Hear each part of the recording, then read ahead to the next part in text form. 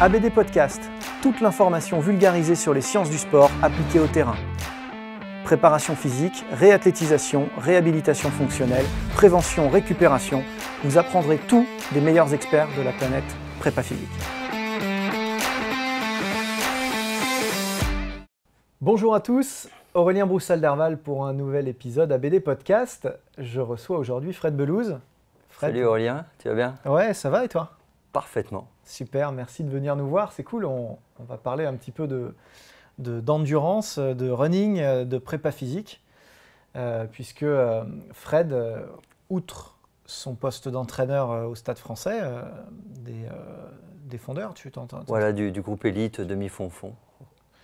Il a aussi fondé un podcast voilà, très écouté. Voilà, co-animateur avec Guillaume du podcast Dans la tête d'un coureur, voilà, qui est plutôt pas mal, quoi. Ouais, qui est plutôt qualitatif. Je vous engage à aller écouter ça. Et particulièrement sensible de manière générale à la préparation physique du coureur et inversement de mettre au service la prépa physique des coureurs et de mettre au service des préparateurs physiques les contenus athlétiques issus de sa spécialité. D'ailleurs, je crois que tu travailles sur un bouquin de préparation physique. Exactement.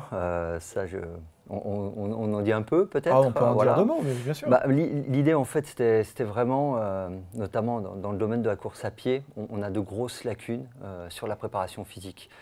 Moi, d'ailleurs, lorsque j'ai fait l'ensemble de mon cursus fédéral de formateur, de formation d'entraîneur, et j'ai aussi mon BE, je n'ai eu aucun élément d'information, de formation sur comment réellement préparer physiquement les athlètes. J'ai commencé à le faire par moi-même, puis à un moment j'ai passé un DU de préparateur physique parce que j'avais conscience, parce que j'avais conscience que mes lacunes étaient grandes.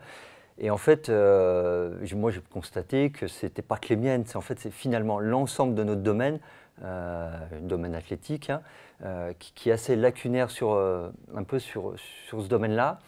Souvent parce qu'on estime, en fait, en athlétisme, on est un peu au carrefour des compétences et des habiletés athlétiques, et on a un peu ce sentiment qu'on maîtrise finalement l'ensemble de ces choses. Et j'avais ce sentiment, très concrètement, mais lorsque le jour où j'ai voulu dépasser la simple PPG, préparation physique générale, ou PPS, préparation physique spécifique, et que je me suis retrouvé dans une salle de muscu pour la première fois, je me suis dit, pouf.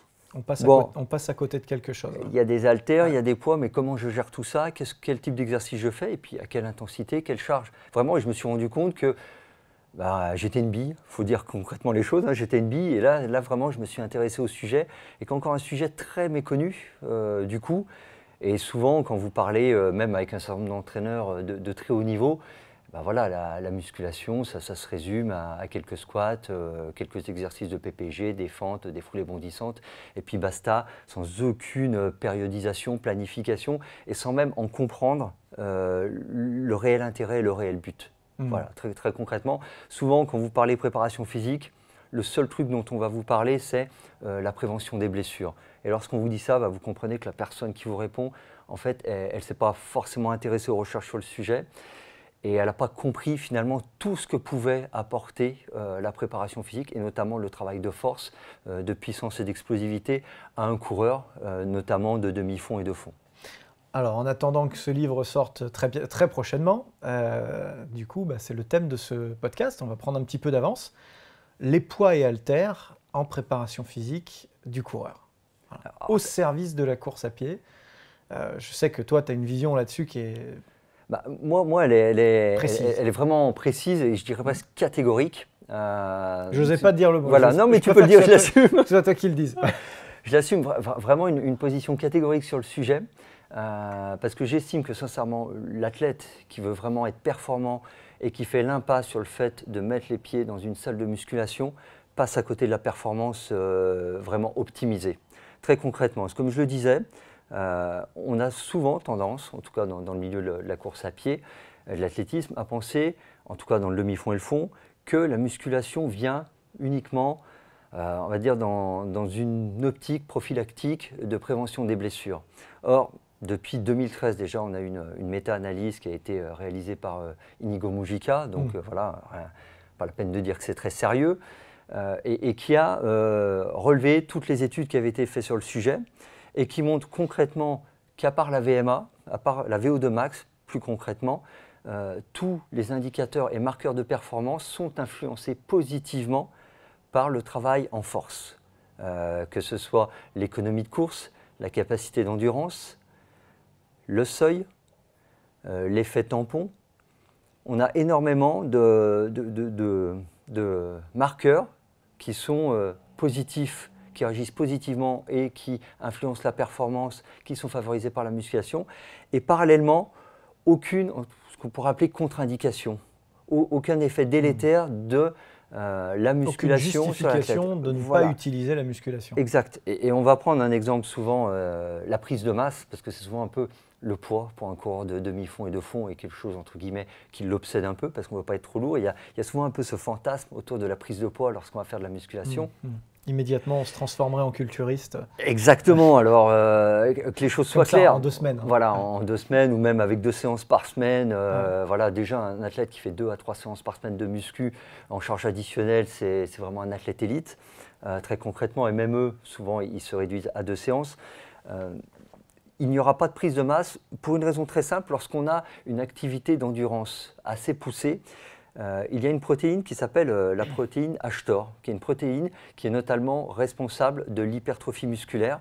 Et ben, elle est inhibée par tout le travail d'endurance qui peut être effectué par un athlète. Or, quand cet athlète fait 100, 150, 200 km par semaine, et c'est vraiment l'activité principale, ben, finalement, la prise de masse n'intervient pas. Voilà, c'est pour ça qu'un athlète comme toi, qui court beaucoup aussi, va prendre de la masse parce que son volume d'endurance par rapport à son volume d'entraînement est pas insignifiant sans être péjoratif, non, mais il est modeste, il est assez réduit. Alors qu'un athlète d'endurance, son volume d'endurance va être tellement important que les effets de cette protéine vont être inhibés. Donc déjà, il y a quelque chose qui est totalement évacué. C'est un des risques. Des problématiques voilà, qui est complètement une des problématiques. évacuée.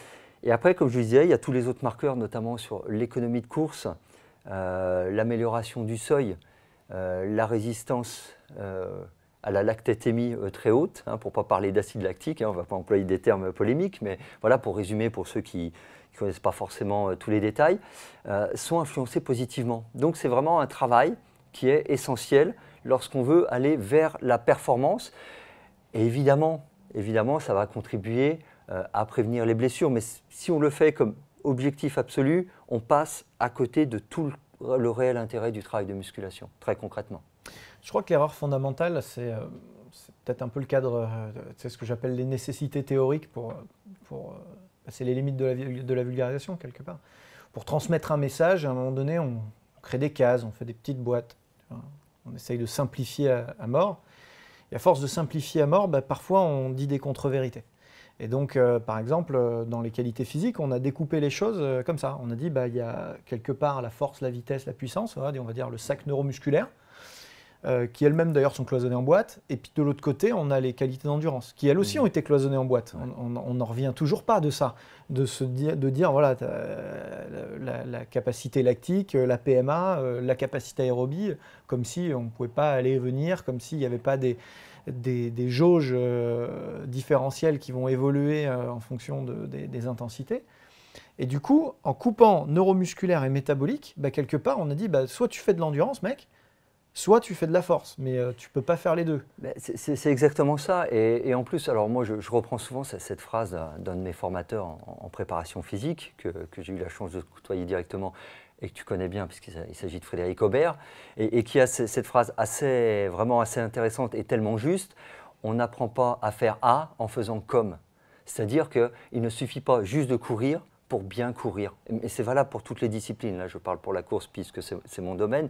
Et il faut bien comprendre, parce qu'on a parlé évidemment musculairement parlant, mais il y a tous les chemins moteurs, neuronaux, qui sont impactés par le travail de musculation également. En fait, la capacité, alors sans trop rentrer dans le détail, mais à mobiliser les groupes neuronaux moteurs sur l'action d'un muscle qui ne peuvent être mis en jeu que par l'action de la musculation, parce qu'on va travailler à des intensités submaximales par rapport à l'intensité qu'on pourrait avoir en course à pied, par exemple sur certains groupes musculaires, tout simplement. Et du coup, on devient performant sur tout un ensemble d'éléments qui compose finalement l'être humain. Parce que, comme tu le dis, on a tendance à découper, même au sein de la course à pied, entre l'endurance, le seuil, capacité anaérobie, puissance maximale aérobie, anaérobie lactique, comme si finalement il n'y avait pas un continuum et comme si on n'était pas systémique. Et dans le même ordre d'idée, ceux qui abordent la musculation du coureur juste en s'intéressant finalement qu'au membre inférieur, puisque d'une manière assez logique, on se dit je cours avec les jambes, c'est-à-dire pieds, jambes, cuisses, ils n'ont pas compris finalement que l'être humain c'était un tout, c'était une globalité. Et de la même manière, dans les différentes filières, les différents paramètres sur lesquels tu peux agir, si tu cloisonnes, tu passes à côté finalement de la pleine expression, parce que c'est bien de ça qu'il s'agit lorsqu'on parle de performance, quel que soit le niveau. Pour certains, ça va juste être, par exemple, de finir un marathon, et pour d'autres, ça va être faire le marathon 2h10. Mais pour atteindre vraiment le maximum de ses capacités en termes de performance, il faut pouvoir agir sur le maximum de paramètres, et quasiment tous les paramètres dans lesquels il y a un enjeu. Voilà, c'est comme si tu disais finalement, moi je cours et pour être bon en cours, je fais que m'entraîner, mais le sommeil je m'en fous, la diététique je m'en tape, comme si ça n'avait pas une influence. Voilà, tu as différents leviers de performance et certainement un qui est le plus sous-estimé encore, c'est le travail de musculation effectivement. Parce que les meilleurs coachs sont ceux qui n'arrêtent jamais de se former, parce que vous n'avez jamais assez de temps pour vous et pour votre passion. Parce que rester au top de nos métiers en constante mutation est un game changer pour vous démarquer de la concurrence, j'ai développé une série de formations en ligne qui vont vous permettre rapidement et à moindre coût temporel comme financier de rester à la pointe des connaissances théoriques et scientifiques, à la mode des techniques et exercices de terrain. Depuis le sport santé, en passant par le coaching loisir jusqu'à la très haute performance, 2 univers vous attendent. Un univers théorique et de méthodologie que j'aborde dans mes webinaires, thématique par thématique, et puis un univers pratique de terrain que j'aborde dans mes workshops. Tout cela sans bouger de chez vous et à votre rythme, puisque vous pourrez voir et revoir à volonté les contenus dans votre espace de formation. Pour agrémenter votre expérience, du contenu téléchargeable inédit et des quiz pour confronter vos nouvelles connaissances. Alors n'attendez plus et choisissez la thématique qui vous fait vibrer. Que vous soyez coach, kiné ou entraîneur, il y a forcément un sujet qui vous attend sur votre espace de formation. Je suis Aurélien Broussal-Derval, je suis préparateur physique, conseiller en sciences du sport et formateur depuis de nombreuses années et je mets tout en œuvre pour vous accompagner dans votre mise à jour de compétences. On le voit, on sait que, en fait, effectivement, nous sommes une machine complexe mue par des filières énergétiques qui propulsent cette machine sur commande nerveuse, sur volonté. Finalement, si on n'a pas la volonté d'activer un certain nombre de paramètres neuromusculaires, on ne va pas développer ces qualités-là. On le sait, si on reste assis, confiné pendant des mois et des mois, on a une perte de sensibilité, une perte d'activité. Alors je dis volonté, mais il y a aussi toutes les contractions réflexes, d'activation myotendineuse. Et ces niveaux de tension que sont capables de générer et d'encaisser nos structures musculo-tendineuses, ce n'est pas que de la prévention, c'est aussi de la performance. C'est-à-dire enchaîner un appui, la qualité de l'appui, la qualité de l'impulsion, tout ça, c'est des éléments mécaniques qui sont liés à des paramètres de force. Exactement, parce que, comme on le disait, on est un système, donc on ne peut pas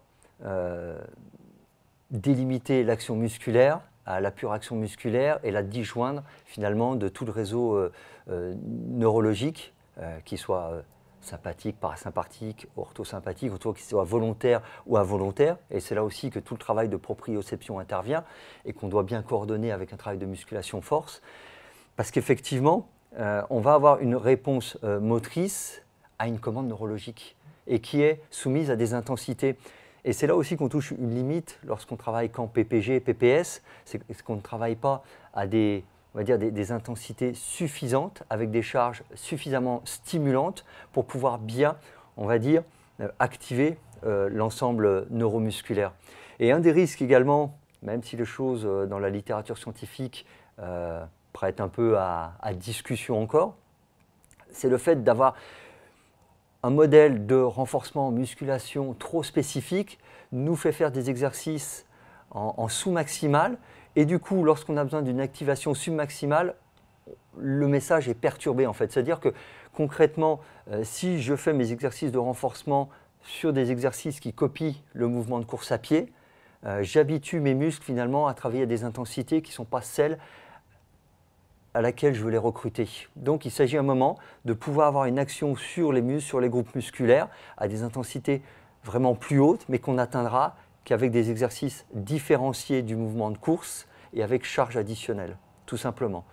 Mais l'autre question aussi que pose la musculation et dans lequel tombe, et qui est souvent l'écueil de la PPG, c'est le manque de planification. Enfin, souvent, on dit de manière un peu schématique, et je ne vais pas trop rentrer dans les détails, qu'on a 3 grands axes de travail en musculation qui sont l'endurance de force, l'hypertrophie musculaire et la force-explosivité. Lorsqu'on fait de la PPG, quasiment on travaille de la même manière toute l'année. Et c'est comme si un coureur, tu lui disais toute la saison, tu travailles exactement les mêmes exercices avec les mêmes intensités. Or, suivant les périodes, tu vas avoir des périodes de développement de tes capacités anaérobie, aérobiques, d'autres où tu vas plus travailler l'endurance, d'autres où tu vas axer plus sur le seuil. La musculation, en fonction des objectifs et de quand elle est placée, comment elle est placée, elle répond aussi à cette nécessité-là. C'est-à-dire que tu ne vas pas faire de la force-explosivité et travailler à 80-100% de ton 1RM toute l'année, ça n'aurait aucun sens.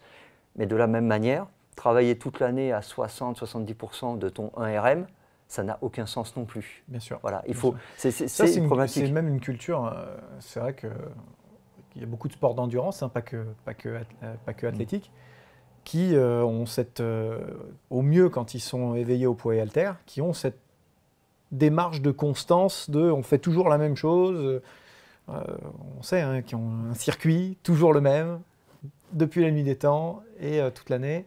Et c'est vrai que c'est effrayant parce qu'on passe à côté de la richesse neuromusculaire que peut apporter la préparation physique. Et ça, je pense que c'est souvent dû, moi je le constate comme toi, hein, et c'est souvent dû justement à la méconnaissance de la musculation et de comment elle doit être abordée.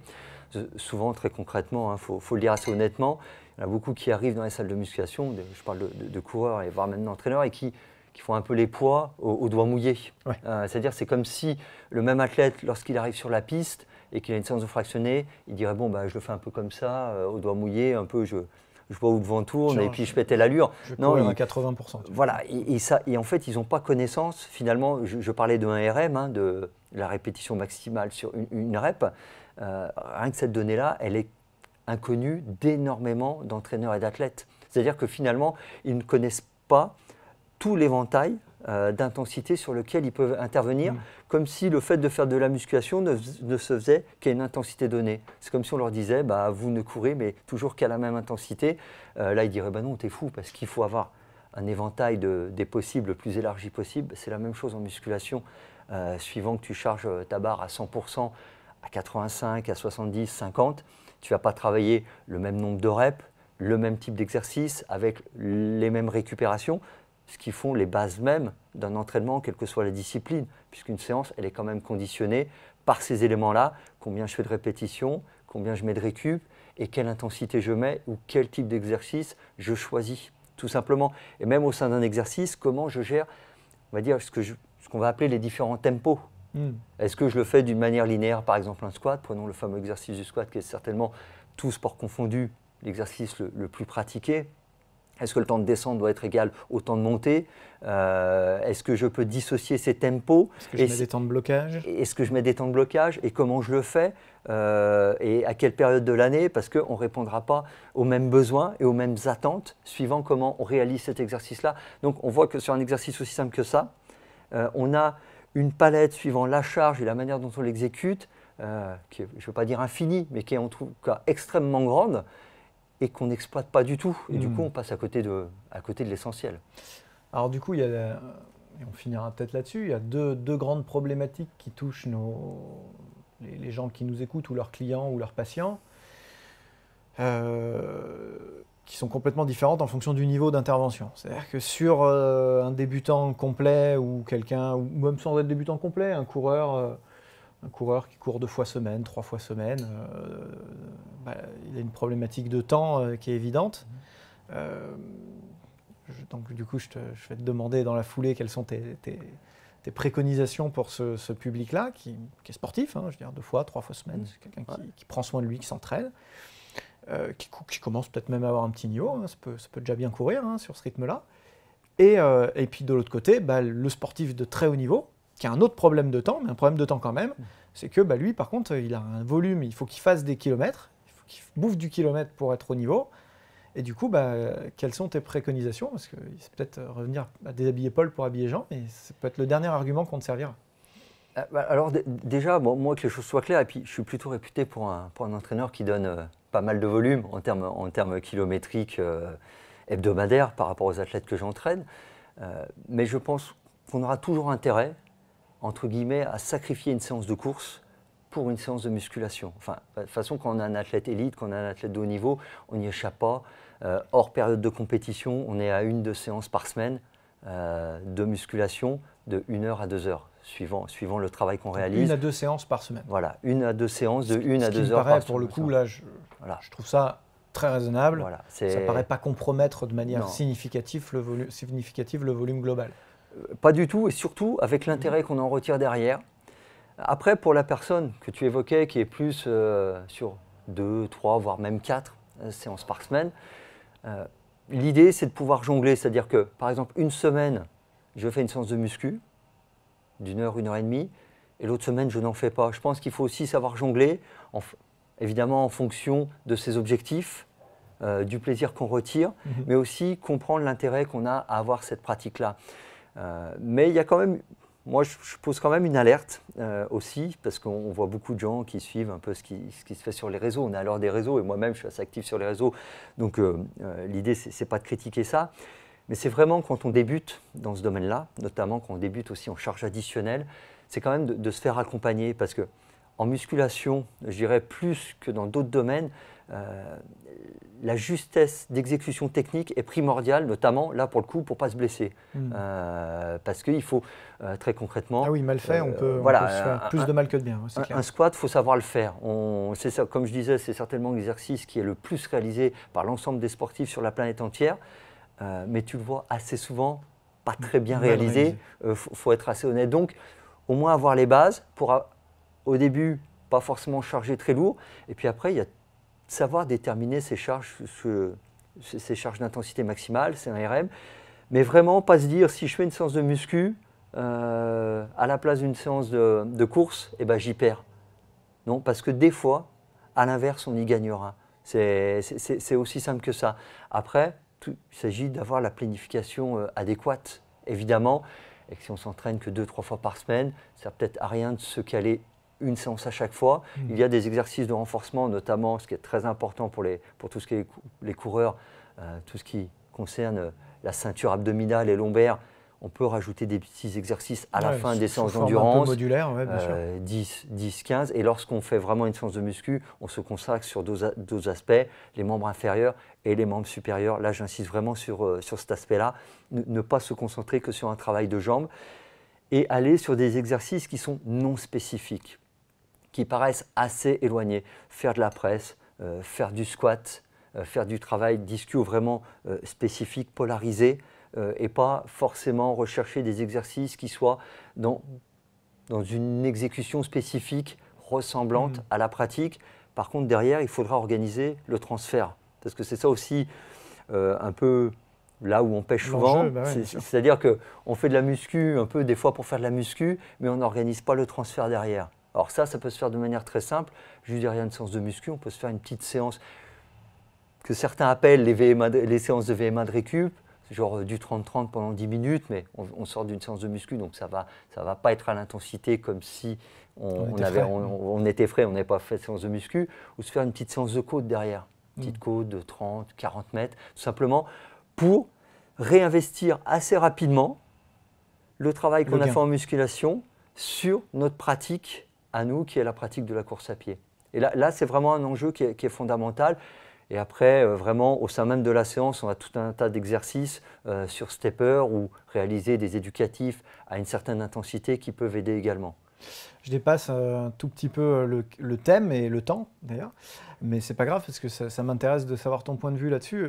La course à pied, c'est un sport profondément déstructurant quand même. C'est quelque chose qui a beaucoup d'impact mécanique, encore une fois des volumes de pratique importants, des restitutions d'énergie très fortes. C'est quand même un sport déstructurant. On le voit quand on teste les coureurs au niveau mobilité. On voit qu'il y a des verrouillages au niveau du bassin, on voit qu'il y a des grosses raideurs sur la chaîne postérieure qui se développent. Il y a beaucoup de choses qui se passent. Justement, est-ce que le fait de travailler en poids et haltères sur des choses un petit peu différentes, tu parles du squat, est-ce que le fait de travailler sur des amplitudes inhabituelles peut permettre justement de garder un capital de mobilité qui est challengé par la course? Là-dessus, je dirais, il n'y a même pas de discussion. La réponse, elle est assez claire, c'est oui. Très concrètement. Et tu n'as pas que ce gain en fait, en mobilité. Ce qu'il faut bien comprendre, c'est qu'en fait, le coureur, une bonne partie des chocs, tu parlais de cette pratique déstructurante faite à partir de chocs, est absorbée soit par les os, les articulations, soit par l'ensemble tendineux musculaire. Et très concrètement, si le muscle n'est plus assez fort pour encaisser l'ensemble de ces chocs, ça va se répercuter sur la structure osseuse. Et c'est là qu'on a aussi, notamment souvent, les fractures de fatigue ou les autres problèmes articulaires. C'est ce sur quoi nous alertait Jean-Benoît Morin pendant le confinement, en disant voilà, si vous ne mettez pas vos structures musculo-tendineuses en action régulièrement, vous allez au-devant de gros problèmes quand on vous incite à aller courir du jour au lendemain pour vous aérer. Exactement. Donc du coup, on a cette importance-là de la musculation pour le coureur. Et comme tu le disais aussi, de travailler de manière différente sur des amplitudes qu'on n'a pas l'habitude. Notamment les coureurs, on parlait du squat, on va revenir sur cet exercice-là qui est assez symbolique, aiment se limiter au quart, voire au demi-squat. Comme on disait, alors, moi je suis plutôt squat complet ou squat profond pour reprendre une terminologie qui est certainement plus adaptée, puisque plus en référence on va dire à la globalité des groupes musculaires et leur exploitation mise en œuvre. Et là, on va se retrouver sur effectivement des amplitudes et des obligations de mobilité auxquelles ne sont pas habitués les athlètes. Et moi, je dis souvent qu'un bon athlète, mais je pense que c'est valable, quel que soit le domaine sportif, plus il a un champ d'intervention large dans ses différentes capacités athlétiques, que ce soit la force, que ce soit l'endurance, souplesse, agilité, mobilité, plus il sera performant. Voilà. Parce qu'on reste sur cette idée que l'être humain, l'organisme, c'est un système global. Et que si on veut que le tout fonctionne de manière optimale, il ne faut pas que finalement il soit réduit par le chaînon le plus faible possible, tout simplement. Donc avoir ces capacités d'amplitude permettent aussi notamment d'avoir une foulée qui est plus déliée, où les athlètes sont entre guillemets plus relâchés, c'est souvent un terme qu'on entend. Il y a cette expression que moi je tiens du CrossFit, alors, je ne sais pas si elle a été inventée par des gens du CrossFit, mais qui dit un corps fort obéit, un corps faible commande.